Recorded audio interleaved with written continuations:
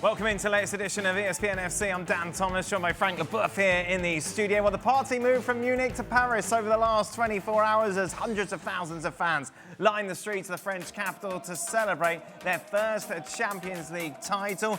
Frank, you did this, of course, back. Frank Very was very keen to tell me before we went on there was millions that lined the Champs-Élysées when you won it, and there's only a few people here today. Yeah, disappointing. No, it's a different era, and we didn't need any securities, blah blah blah. But yeah, it's very nice to see that, to see the Parisian players being celebrated. So it's great. It's great. For more, let's welcome in, shall we? Nedum Onuoha is very much our neutral contributor today, as we welcome Gab Marcotti and Julien Laurent. Jules, you were telling us off air this was much better than even your wedding day. Yeah, and the birth of the kids as well. Greatest day in my history, in my family history, in all of Paris history. Jules, it's incredible. Obviously, the margin of the win is something that you could never even dream of. When did you start to think, wow, we're not going to muck this one up? That's a great question. At 3-0, the third goal from Doué, which is a wonderful goal, and where I was sat, on the side where I was sat, after 3, I felt, okay, they've been in Istanbul before and it's still very possible, but PSG was so dominant and Inter was so poor and just could not do anything that I thought, okay, 3 should be okay now. But even at 3, I was still, let's see this, let's not lose the ball, don't give them any wide free kicks, no corners, just nothing. And then the fourth goal, the Kvaratskhelia goal, I almost ran as much as Luis Enrique did on the touchline. Who was the star of the show for you, Jules? Doué for sure, because of the 2 goals and the assist. Somebody that never done 3 goals involvement in a Champions League history before in the final.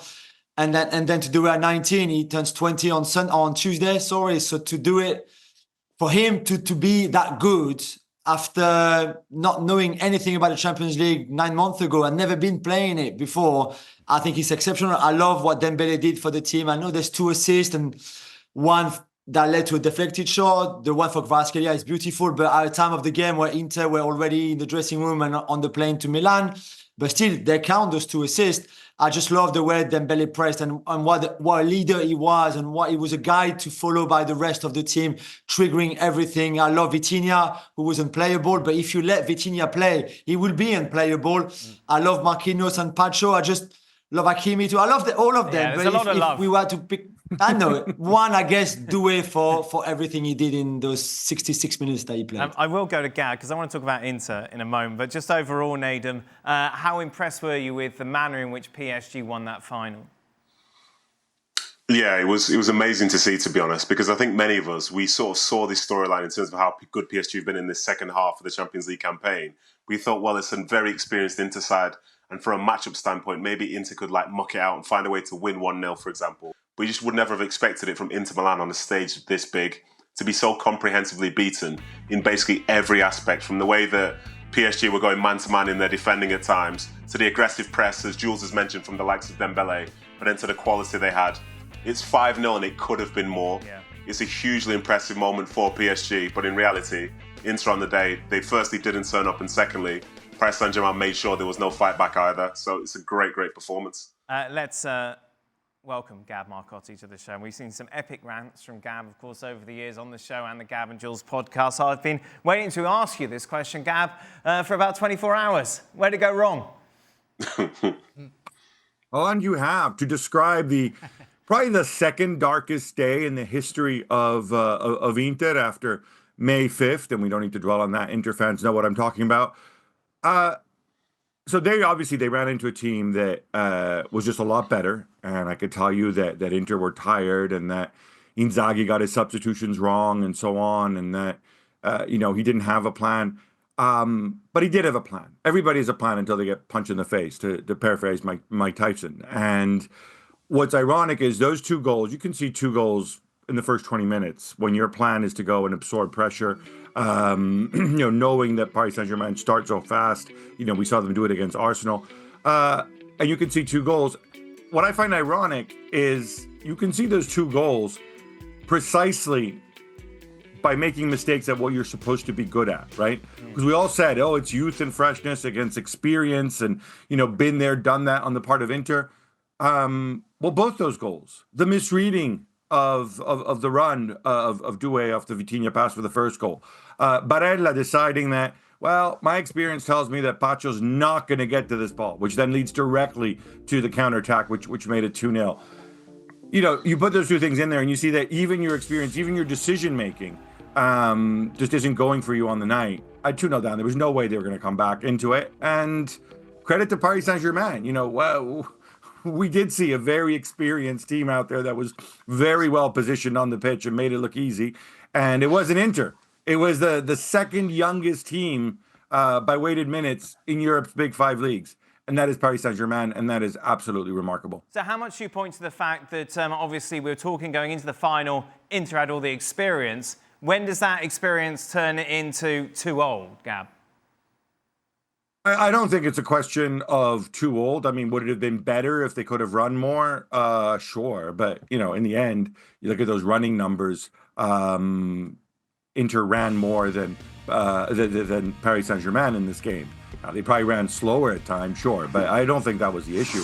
I think it was an issue of tactics. It was an issue of quality on the night. It was an issue of decision making on the night, and it was an issue of making mistakes for those for those first two goals. Inter, as you've heard time and again, had almost, I think they'd been behind for something like 32 minutes in the entire Champions League. They're very comfortable when they have the lead, and they can beat you in many different ways when they have the lead. But when you're 2-0 down, when you're in that hole, it becomes a lot tougher. And, you asked Jules what the turning point was. He said the third goal. For me, it was that header that Marcus Thuram put wide, minute 37 of the first half. Had that gone in, then maybe you could see some sort of comeback. You nick a goal and then you try to outlast them. Once that went out, it was obvious to me that this wasn't going to be the night. And I was seated next to the always happy and joyful Mark Ogden. And, he said to me, well, it's a shambles, mate. And then he went and he asked, I think Paris Saint-Germain are going to beat the record for the largest margin of victory, which, of course, has been 4-0, which happened on multiple occasions. And sure enough, they did. What's the narrative in Italy around this defeat, Gab? So the general sense is that Inter were terrible, but also so much credit is being given to Luis Enrique and Paris Saint-Germain. Nobody is making excuses for Inter. You cannot make excuses. You cannot talk about, the deflected shot and age and being tired and whatever, because, look, they were tired and they played a ton of games 2 years ago when they played Manchester City in the final in Istanbul, and that came down to a 1-goal margin and they had the chance to equalize at the end. So it was just layer upon layer of, I don't know what the word is, but because I'm not allowed to say it on television. That is what Inter served up on the night. Simone Inzaghi, of course, after the game, coming out and, he's like, I am so upset. Yeah, only reason I'm here is out of respect for you in the media. And he was asked point blank, when they jet off for the Club World Cup in 10 days' time, will you be on the plane? And he said, I don't know. Wow. I'll be honest with you, I don't know if I'm going to be on the plane. Because he can't be bothered? Because no one cares about the Club World Cup? No, I think it's more. They're going to meet on Tuesday. They're going to figure out whether it's appropriate for him to stay, whether they want him to stay. I think the club want to gauge some of the reaction from the fans, and I think he wants to see what the club's plans are. There's also, the ubiquitous offer from Saudi Arabia. I do not see him in Saudi Arabia at all, personally, but who knows? I could be wrong. I've been wrong about many things in the past. So I think it's mostly that. I think Inter wanting to gauge a bit from the fans' reaction. And I think the fans' reaction has been actually, and I'm generalizing here, there's a lot of Inter fans, people have different opinions, is this has been a really, really good season. They achieved so much this year in so many ways.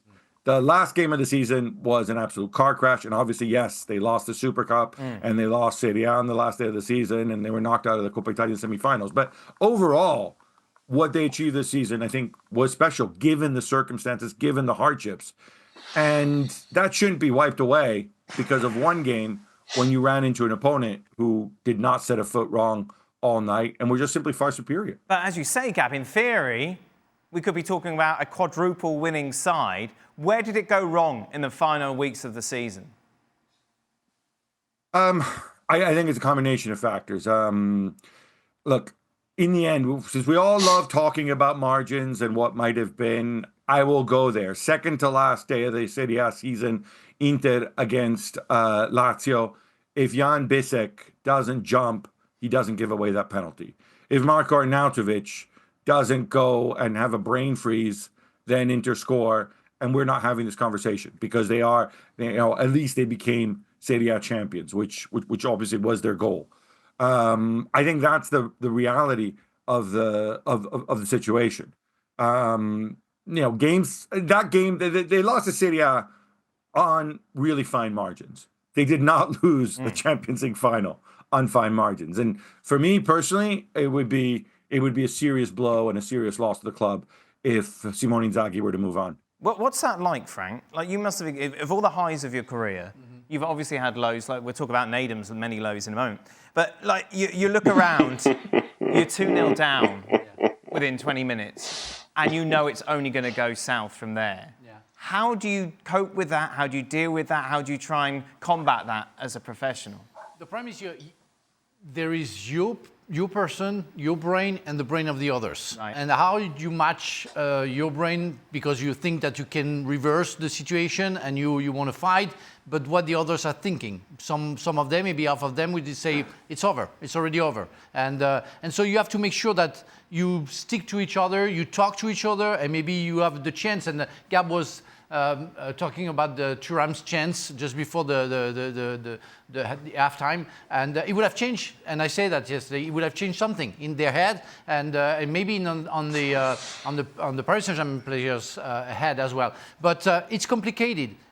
You go and it's like you don't know how to reverse the system, and it's about details. The optimism, but the pessimism is also very fragile. I bet. So you have to hold on something very, very thin to make sure you can get something out of it. And yesterday, everything went wrong for them. And everything they tried or decided or changed with the coach substitution never worked. And for Paris Saint-Germain, were the other way around, where they had everything positive and everything working. So it's hard. And but I wouldn't place the age of Inter Milan like saying, oh, you know what, they were old. Acerbi in the 95th minutes in the semi-final decided to run forward and go for the counter-attack and score the goal, who allowed Inter Milan to come back. And he's 36 or 37. So it's not that. They weren't ready. They pass out in that way, and they didn't do what they had to do. And that's hard because as a player, you will never want to talk about that final. Sure. As an Inter Milan player, you're so ashamed of it. Nedum, it must be nuts. You look at the clock, only 20 minutes gone, yet you know you're a beaten team. They wouldn't have necessarily known they're a beaten team at that point, but I think there were certain things going on in the game which would have suggested how uncomfortable and how much doubt would have entered the minds of those players. Because as Luis Enrique said himself, the work rate of Dembele and others, the press that PSG had was so good that those Inter players, probably 15 minutes in, hadn't made probably 20 passes in total, say, individually. And at that point, you're not really in the rhythm of a game. So you say, well, maybe they're just playing it long and they're winning second balls and so on and so forth. But for long periods, they weren't really dominating from that side either. So when you start a game like that and you don't find your rhythm, immediately you're on the back foot. And I think that doubt, you saw it creep in the more the game went on. The prime example, in my opinion, is the Doué first goal, because that comes from them trying to win a corner down one side. Before you know it, Dembele is running down the wing. And Dembele is obviously incredibly two-footed. He can go past people if he wants to. But Inter had a 2v1 in their favour. I believe it was Çalhanoğlu and Acerbi. They had a 2v1, but they were both so reluctant to get to him that they stepped off and allowed him the chance to play the ball in the other direction. If they have the belief, they will be more aggressive. They will dominate that moment and slow him down to a point where their team can get back in. But instead, they've been so passive. And then as soon as that goal goes in, well, what now? That's 2-0, as you've said. And yeah, we've all played in games where things aren't going your way and you want to try and have that spark, saying, come on, boys, come on, boys, come on, boys. But in that moment, well, what does that mean? Does that mean try and get more passes? Because you're still not going to be comfortable. Because Dembele is still going to come flying into you. Well, we'll score from a set piece. You've now watched somebody miss a chance, and this set piece is coming once every 10 minutes. So the doubt is there because they'll put you on the back foot. And the way that PSG play doesn't allow you the chance to have a ton of 1v1 matchups for you to try and find that spark. If it was 2-1 at half time, maybe they go in and they have this sort of belief itself. But to go back to a point which I made earlier as well, from the way that PSG played, there was a press high and there was man-to-man marking. I think it was Vitinha probably never left Barella for the whole 90 minutes. All of a sudden, when you know that you can go in this place to find space, well, the space isn't there anymore because he's right there with you. The game itself, psychologically, physically, everything in that day went well for PSG. And I think for Inter Milan, they're probably still wondering what just happened to them because they've played so many games to this point. But the way that PSG did it, those guys, they've all walked off the pitch. And if they want to talk about good things that they did, you could say, well, they won a few headers. Or, they made a couple of tackles. It's a Champions League final. Did you really show the player that you are? And for Inter, they didn't. But I think a ton of credit deserves to go to PSG for that. Let's return back to PSG, Jules, because if we still had the big table with regard to that group stage, at Christmas, there were genuine discussions as to whether or not PSG would make it through to the knockout stages, having lost against Bayern, against Atleti, against Arsenal as well. What changed? What was the catalyst that made this PSG side go from struggling to qualify for the knockout stages to the best team in the competition? I think for me, the turning point is the Man City second half at the Parc des Princes in that game in January where they 2-0 down after 55 minutes and they come back and win 4-2. I saw Vitinha 10 days ago for the media day at the club at PSG, and he said exactly the same. He said it clicked on that night under the pouring rain in Paris. That's where it clicked. And you mentioned that very slow start, disappointing start really, and the Bayern game. They go to Munich that night with a front two of Dembele and Barcola. They play flat 4-4-2 in that game.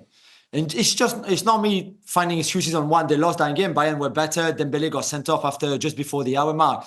It's just to show you that back then, in that first half of the season, Luis Enrique is still trying to figure out what's the best way. And we talked a lot on the show about the jigsaw that he put together finally, eventually. But before that, he had the pieces, apart from Kvaratskhelia, I guess. But he had the other pieces. He just had to find the best way of putting those pieces together.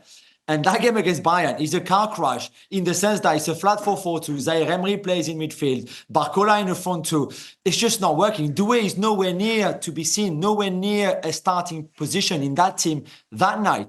And they get outplayed like they were outplayed 3 weeks earlier at the Emirates against Arsenal, for example. And yet, once he figured out how to play with that team, once they worked on everything Luis Enrique wanted them to work on, phase by phase, the pressing, the counter-pressing, build up from the back, your midfield three, your two wide players, how to isolate Hakimi, what to do with Nuno Mendes, Donnarumma himself. Once all of that was in place, it just needed a bit of spark, just that one spark. And I mean, I would love Nedum forever for that and Manchester City because it happened in that game. The nutmeg of Barcola on Matheus Nunes. For me, it all turned, and I told it to people at the club last night. The nutmeg from Barcola on Matheus Nunes in that PSG Man City game, just after the second goal, that leads to the Dembele first goal, and it goes to 2-1. The Parc des Princes explode. The game changes on that nutmeg and that goal. And after that, there's just no way back. And to be fair to PSG, they haven't looked back since that game. Nedum? Yeah, I was going to say, I see Jules' point, and I totally get it in relation to that Man City game. But the Man City side at that moment was the one which was kind of in decline.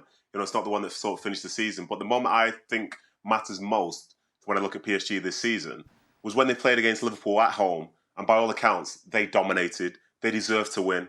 But they lose 1-0 with that goal from Harvey Elliott right towards the end of the game. And at that point, Jules would probably say, realistically, the way that we saw PSG throughout the Champions League to this point is a tale of a team that were missing chances. They're losing games that maybe they shouldn't have lost. So what chance did they have going to Anfield in the second leg, or a goal down? And I think the way that they managed to win that game, and obviously it went down to penalties, that's when I thought to myself, this is a side who are capable of going all the way. Because in that moment for Liverpool, it was perhaps the start of, say, this bad 2 weeks that they had. But they were the top team in England, and that was unequivocal. But they just lost at Anfield to a side who'd shown flaws to that point. So yes, I get the City thing and the comeback, and PSG looked incredible in that game, especially in the second half. But I think the character and the maturity to go to Liverpool with a deficit and find a way to win, from there, you can carry so much belief. And I think that carried them all the way through to the final. And then that performance that we saw yesterday. Gab, it's a very different in Luis Enrique to his Spanish side that bored us to death during the World Cup. You think to that Morocco game where everything was just sideways all of the time. Obviously, he's looked himself in the mirror and addressed the fact that he had to change his tactics. It bored you. I enjoyed the endless possession personally, Marcotti. but then again, I'm a pure. No, just kidding. Yeah, and look, I mean, I think Jules hit the nail on the head there. Right? You know, there's been a lot of trial and error with this side. Remember, he's the guy who, you know, he got Colomwani for a ton of money and then decided he didn't like him. We heard there the 4-4-2. Doué wasn't getting into the side earlier in the year. Warren Zaire-Emery, who, you know, is a homegrown darling, super popular, you know, eventually decided, right, I don't have a spot for you in the team, or in the starting 11 anyway. So I think it takes a lot of personality to go and make those changes to get the buy-in. And once he got things clicking, and by the way, and I'm not minimizing this, but, you know, if we're talking January, look, domestically in the league, things were wrapped up very, very early for Paris Saint-Germain. And so essentially his trial or his growth with this unit, with this style of playing, with this balance, this jigsaw that he found, he had to go and test it, you know, where it mattered, against Liverpool, against Arsenal, and in the Champions League final.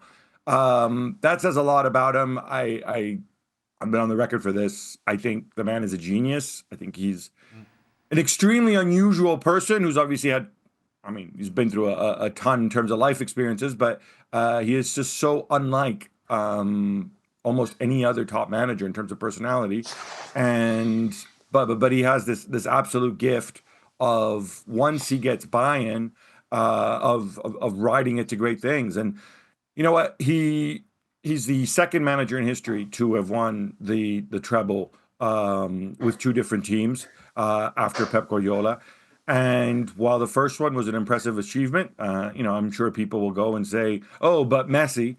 Maybe one day they'll look back and say, oh, but Doué about this one. But for now, at least, we have to give him credit, because he did not inherit somebody else's team. He built this team and its composition and its identity piece by piece. Let's not forget Kvaratskhelia kind of landing in January out of nowhere, integrating him so quickly in a very, very different style of play, and a very, very different setup than he had in Napoli.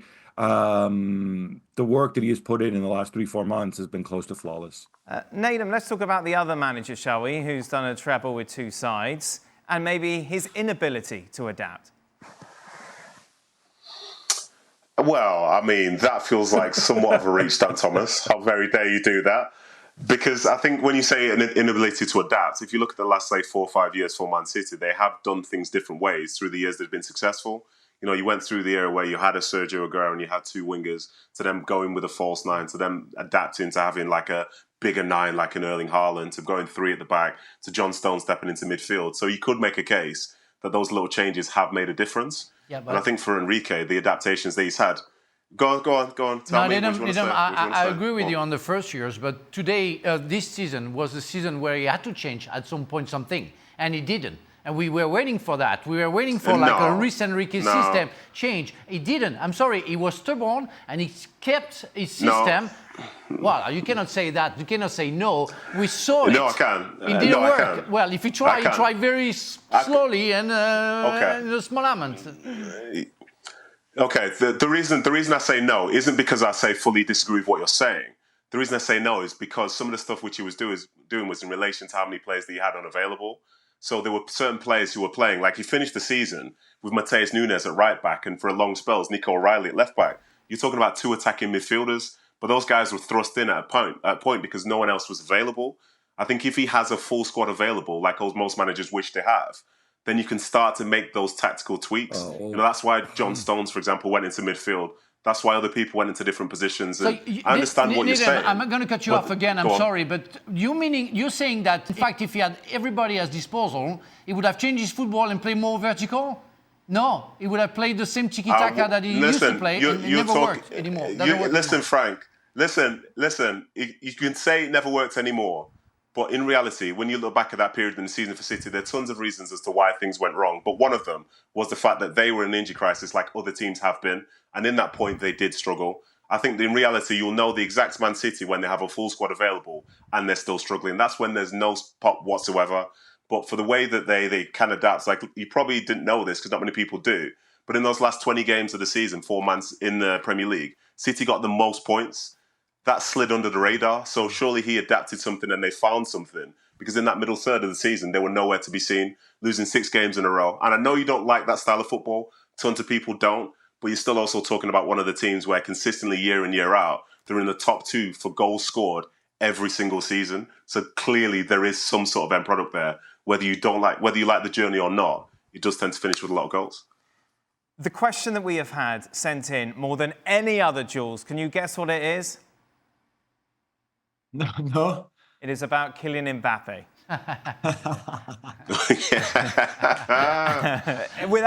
That's fair. Everybody's asked the same question as about whether or not, obviously, PSG could have done that with Mbappe in the side. I'll just remind you, a brilliant documentary, of course, that's out. Luis Enrique talking about Mbappe. This is last season, talking about his admiration of Michael Jordan and how maybe he needs to be inspired by him. I read that you like Michael Jordan. Michael Jordan used to grab all his teammates by the balls and defend like a son of a bee. I know you're a god when attacking. There is no one better than you. I know that. But the day you don't attack, you have to be the best player in history defending. That's a leader. That's Michael Jordan. Was it just that Mbappe would not do what we saw, for example, Dembele do yesterday, Jules? Yeah, absolutely. And I don't even want to blame Kylian. Kylian is Kylian. He never defended in his whole life, not when he was 5 years old, not when he was 12, not when he was 17, and even less now that he's 25 years old. So I think Luis Enrique tried, and Luis Enrique, make no mistake, would have liked to keep Kylian Mbappe in the team still, because I think he recognized that his goals were so important that you could actually try to build something with him, around him, even if he would not defend. However, once he was gone, then I think Luis Enrique was still very happy in the sense that he could then build exactly what he wanted with the ball and without the ball, with everybody defending then. And we saw Toni Kroos yesterday with a very kind of cryptic message on social media by saying, look, this is what, when you are a team, a proper team, this is what you kind of achieve, really. And you do wonder if that was also a bit of a dig at this Real Madrid team this season that never had this kind of cohesion with the ball and without the ball. And we can make the same point for PSG last season with Kylian in the team. And had Kylian stayed, it would have been the same this season. And maybe they would have still won the Champions League with him because he would have scored 50 goals. And I'm sure Luis Enrique could have found another way without Mbappe defending to do well. But what's true is that the recipes of this success this season is mostly and purely based on a team where everybody attacks and everybody defends and everybody plays together and for each other, which with Kylian in the team would have been 10-1, 1-10, inevitably, because this is what we see everywhere with the national team, with Real Madrid, with PSG before, at Monaco before, at Bondy before, at the Clairefontaine Academy before, all the time. It was 10+1. So we will never know, but we know why PSG are winning this season for sure. I would have been ready to bet on that, to say that it would have never worked with Kylian Mbappe. I'm very sorry because I highly rank Mbappe and I've a lot defended him in many matters throughout his young career. But as Toni Kroos mentioned, you need a team, you need a spirit, you need a way of sacrificing yourself to the team, which Kylian doesn't do. And I'm sorry, he doesn't defend when he loses the ball. You're the coach. Hey, run 1 time, 2 times, 3 times, bye-bye, out. When you would get it. I swear you would get it. And everybody's going to get it. And Messi was doing the efforts when he was young, when Pep Guardiola said, whoa, you lose the ball, you chase it. At least 10 meters. I'm not asking to run back like we saw Dembele or Kvaratskhelia yesterday, but at least 10 meters to show to the others that you are involved in that piece of the jigsaw. That's the problem, and I always mention that having a superstar is a problem because you put the others below at the services of the superstar, and the team doesn't work like that. It never worked. It works if you are legit, like you were Messi because of what he did before at Barcelona, or you were Ronaldo because you showed to the world who you were before, and the coach managed to put the jigsaw around him to make sure that if he doesn't run back, defensively they're strong enough. It didn't never work for Paris Saint-Germain for years. And it worked this season because Kylian wasn't there and everybody was spot on to do the job. And that's the difference. And we have to put that on, I think, to emphasize that.